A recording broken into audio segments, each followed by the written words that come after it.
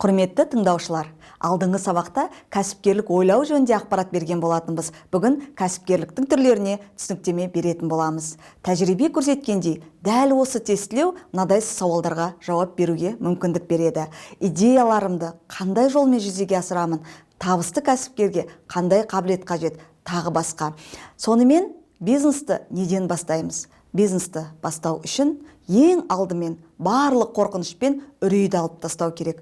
Алдыңызға нақты мақсат қойып, соған әрекет етіңіз. Кәсіпкер болу өте тиімді, себебі сіз тәуелсіз боласыз және өз армандарыңыз бен қажеттіліктеріңізді жүзеге асыруға толық мүмкіндіктер ашылады. Сіздің бастапқы мүмкіндіктеріңізге сай жүзеге асырып жатқан бизнестің дайын идеясын алып, болашақ бәсекелестердің кемшіліктерін анықтап, нарықты талдап, маркетингтік зерттеулер жүргізіңіз. Жеке бизнесті бастауда кәсіпкер мынадай негізгі ережелерді білуі тиіс. Біріншіден, ақшаны емес, болашақ ісіңізді ойлаңыз. Жақсы ойластырған бизнес сізге міндетті түрде табысқа келеді. Табысқа жету үшін мақсат қойыңыз және қиыншылықтарды жеңе біліңіз. Барлық қиындықтар уақытша құбылыс. Табысты идеяны ойлап табыңыз және оны жүзеге асырыңыз. Мақсат қойып, әрекет етсеңіз, барлық мүмкіндіктер ашылады. Кәсіпкерлік адамнан толық күш-жігерді және жоғары мақсаттарға мән беруді талап етеді. Осыған байланысты өз арманы мен мақсаттарыңыздың ара жігін ажырата біліп, қайсысын орындап, ал қайсысынан бас тарту қажеттігін білу қажет.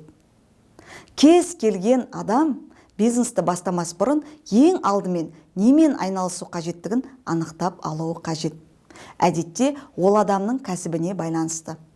Алдымен кәсібі жоқ адамдарға қиын, бірақ осы санаттан да кәсіпкерлер аз емес.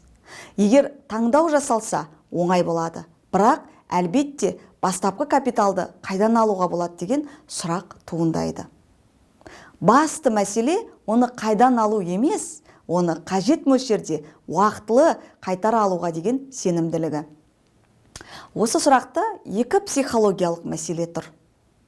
Ол жауапкершілік пен тәуекелге баруға дайын болу. Егер осыған дайын болсаңыз, онда кәсіпкерлікті меңгеруде тағы бір қадам жасағаныңыз болмаса, осы сәттен бастап кәсіпкерлікпен қоштасқаныңыз дұрыс. Ең күрделісі өз клиентін табу және өзіңізге тиімді бағамен тауарды сату мүмкіндігі. Бұл мүмкіндікті әрқашан қолдану қажет. Осыған дағдыланса, сізге таңдау жасауға болады. Өз қызметін жалғастыру қажет пе, әлде басқа жоғары деңгейге өту қажет пе? Егер сізде ынта, мотивация болса, өзіңізге сенімді болсаңыз, және кәсіпкерлер қатарынан табылуға дайын болсаңыз, онда өз бизнесіңіздің техника-экономикалық негіздемесін құруға дайындалыңыз. Бұл негіздеме болашақ кәсіпкерлік қызметті жан-жақты қарап, табыс жолында кездесетін қиындықтарды түсінуге көмектеседі. Барлық осы процесс бизнесті дұрыс бастау үшін кезектесіп келетін әрекеттерден тұрады. Біріншіден, өз күші мен мүмкіндіктерін талдау. Екіншіден, бизнес идеяны қалыптастыру. Үшіншіден, болашақ бизнестің жоспарын құру. Төртіншіден, өз бизнесін құру туралы шешім қабылдау. Бесіншіден, меншік түрін талдау. Алтыншы, заңды тіркелу. Азаматтардың, оралмандардың және заңды тұлғалардың мүлікті пайдалану, тауарларды өндіру, сату, жұмыстарды орындау, қызметтер көрсету арқылы таза кіріс алуға бағытталған жеке меншік құқығына, жеке кәсіпкерлікке ие шаруашылық жүргізу, немесе мемлекеттік кәсіпорынды жедел басқару құқығына, мемлекеттік кәсіпкерлікке негізделген дербес бастамашыл қызметі кәсіпкерлік болып табылады. Кәсіпкер бұл өз ісін құрып, тәуекел етуге және эксперимент жасауға дайын, өз өмірін өзгерткісі келетін және көп әрі қажырлы еңбек ететін адам. Кәсіпкер деп кем дегенде бірнеше коммерциялық операцияны жүзеге асыруда табысқа жеткен, өз ісінің орындалуына жеке өзі қатысатын, өз ісінің нәтижесіне материалдық жауапкершілікті мойнына алатын, істің даму бағытын таңдау кезінде шешім қабылдау құқығына ие болатын, өз ісінен алынатын пайданы бөлу құқығы бар адамды айтамыз. Осы нышандардың болуы кәсіпкерлік мәртебесіне қатыстылығы үшін қажет, бірақ өздеріңіз білетіндей кепілді түрде табысқа ие болу жеткіліксіз.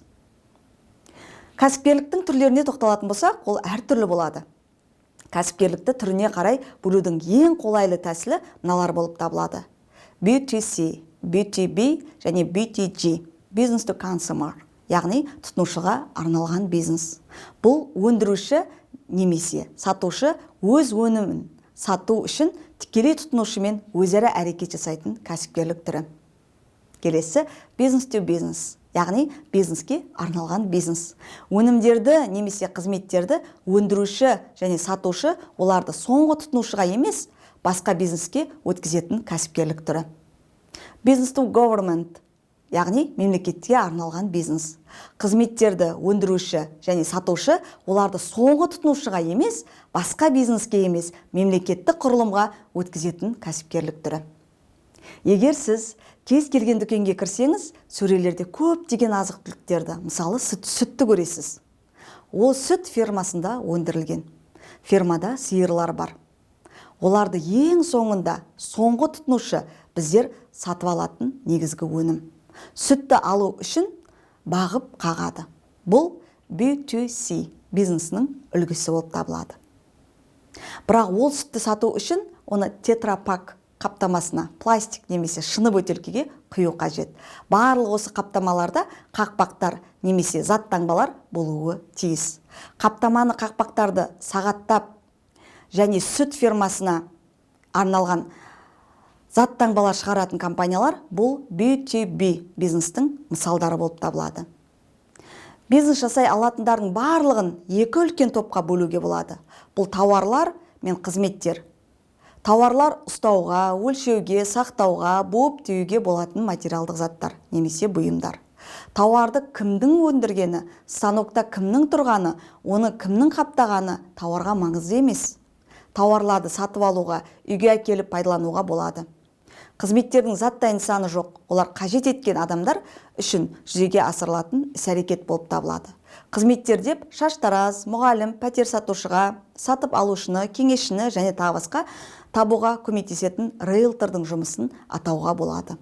Қызмет үшін оны кім өндіретін өте маңызды. Қызметтің нарықта танымал болу қажет. Өндірушісінің шеберлігі мен кәсібилігіне байланысты. Нашар шаштаразға ешкім бармайды. Сондай-ақ клиенттің қиындықтарына көмектесе алмайтын кеңесшіге де ешкім бармайды. Осы екі жіктеменің тоғысында B2C, B2B, B2G және тауар немесе қызмет бизнестің көптеген түрлері туады.